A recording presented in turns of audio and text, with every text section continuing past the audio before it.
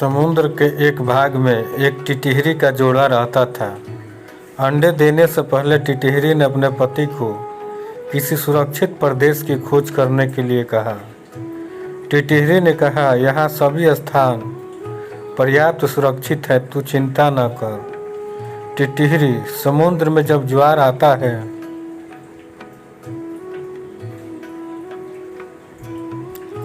तो उसकी लहरें मतवाले हाथी को भी खींच कर ले जाती है, इसलिए हमें इन लहरों से दूर कोई स्थान देख रखना चाहिए। टिटहरा, समुद्र इतना दुस्साहसी नहीं है कि वह मेरी संतान को हानि पहुंचाए। वह मुझसे डरता है, इसलिए तू निसंकोच होकर यही तट पर अंडे दे दो।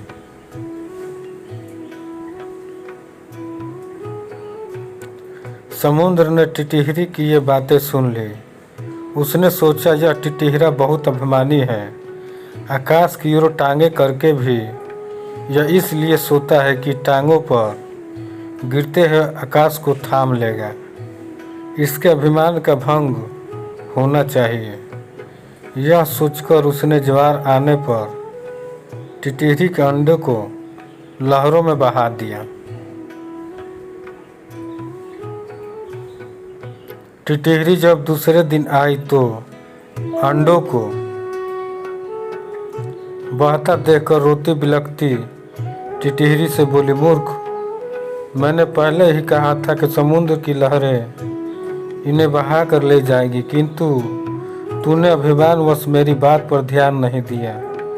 अपने प्रियजनों के कथन पर भी जो कान नहीं देता उसकी दुर्गति होती ही है।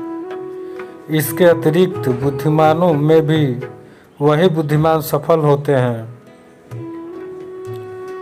जिनकी बुद्धि तत्काल अपनी रक्षा का उपाय सोच लेती है। जो होगा देखा जाएगा कहने वाले शीघ्र ही नष्ट हो जाते हैं। यह बात सुनकर टिटहरी से कहा, मैं बुद्ध विष जैसा मूर्ख और निष्कंप नहीं हूँ। मेरी बुद्धि का चमत्कार देखती जा। मैं अभी अपनी चोंच से पानी बाहर निकालकर समुद्र को सुखा दूंगा।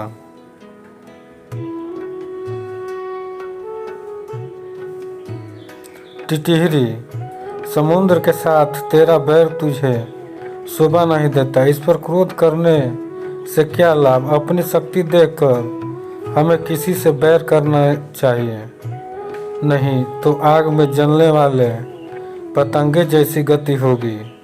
टिटहरी फिर भी अपनी चोंचों से समुद्र को सुखा डालने की डींगे मारता रहा। तब टिटहरी ने फिर उसे मना करते हुए कहा,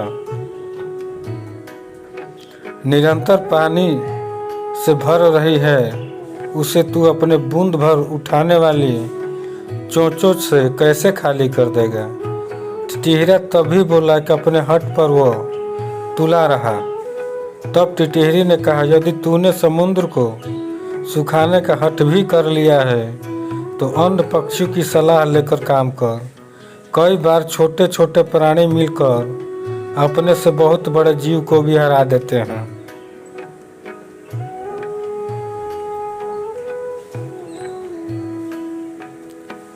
जैसे चिड़िया, कठफोड़े और मेढक ने मिलकर हाथी को मार दिया था।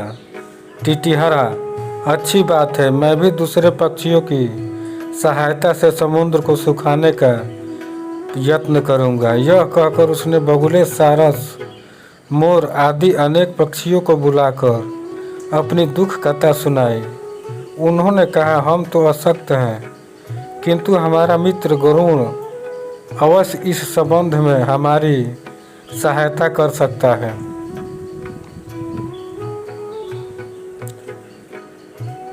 तब सब पक्षी मिलकर गरुड़ के पास जाकर रोने लगे और चिल्लाने लगे, गरुड़ महाराज, आपके रहते हमारे पक्षी कुल पर समुद्र ने यह अत्याचार कर दिया। हम इसका बदला चाहते हैं। आज उसने टिटहरी के अंडे नष्ट किए हैं, कल वह दूसरे पक्षियों के अंडों को बहा ले जाएगा। इस अत्याचार की रोकथाम होनी चाहिए, अन्यथा संपूर्ण पक्षी कुल नष्ट हो जाएगा।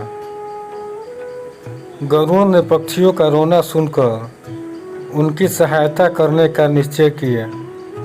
उसी समय उसके पास भगवान विष्णु का दूत आया। उस दूत द्वारा भगवान विष्णु ने उसे सवारी के लिए बुलाया था। गरुड़ ने दूत से क्रोधपूर्वक कहा कि वो भगवान विष्णु जी से कह दे कि मैं अभी सवारी करने नहीं जाऊंगा।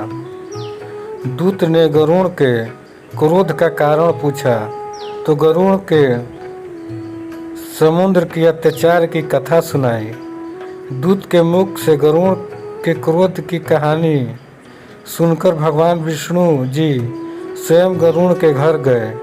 वहां पहुंचने पर गरुड़ ने प्रणाम पूर्वक विनम्र शब्दों में कहा, भगवान आपके आश्रम का अभिमान करके समुद्र ने मेरे साथी पक्षियों को अंडों का अपहरण कर लिया है। इस तरह मुझे भी अपमानित किया है। मैं समुद्र से इस अपमान का बदला लेना चाहता हूँ।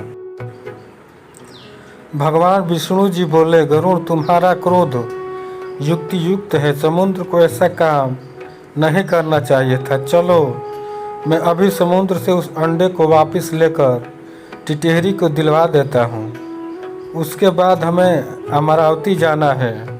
तब भगवान ने अपने धनुष पर आग्नेय बाण को चढ़ाकर समुद्र से कहा, दुष्ट अभी उन सब अंडों को वापस दे दे, नहीं तो तुझे क्षण भर में सुखा दूंगा।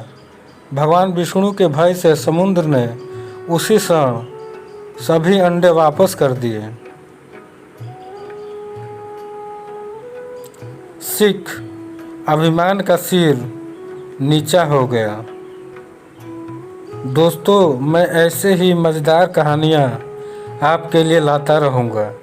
अगर कहानी अच्छी लगी तो लाइक कीजिए, सब्सक्राइब कीजिए और शेयर कीजिए।